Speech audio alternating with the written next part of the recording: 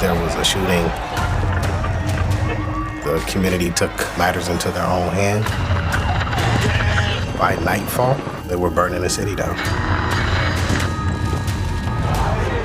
The entire city just imploded and exploded. The pain, anger, frustration, all of those things swirling in the conversation. The fragile relationship between law enforcement and community is really exacerbated. How do we maneuver and how do we get through this at the same time bring calmness and peace in our city?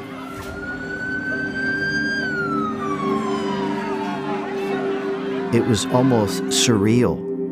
You could feel the anger, the frustration. You could cut it with a knife. The Billy Graham Rapid Response Team, they came in and they explained what their mission was, what their goal was, and how they wanted to help. When the gospel is taken into a crisis situation, people's hearts are changed.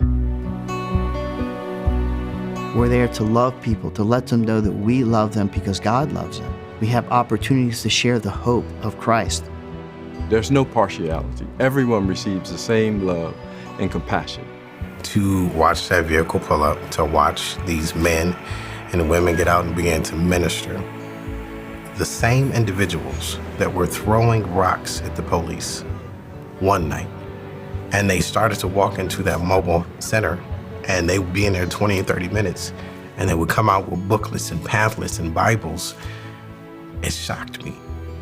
Just by listening, hearing people, and allowing them to talk opens the door for prayer, opens the door for the gospel.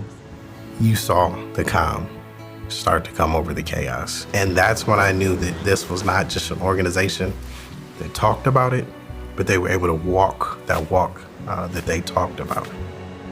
Sometimes just being there, putting a hand on the shoulder, letting them know that you genuinely care, it just goes a tremendous way. When the love of Christ is felt, the message is heard. You see all these things that are happening, all these tragedies that are occurring almost back to back. It's very easy for folks to despair. But for us, we have the hope of Jesus Christ. And he has already told us that there would be trials and there would be sorrows in this world. But he has overcome. We cling to that promise. The RRT is ready for the next deployment, the next call that God has to take the love and compassion of the Lord Jesus Christ, to share that love in times of crisis to those that are suffering.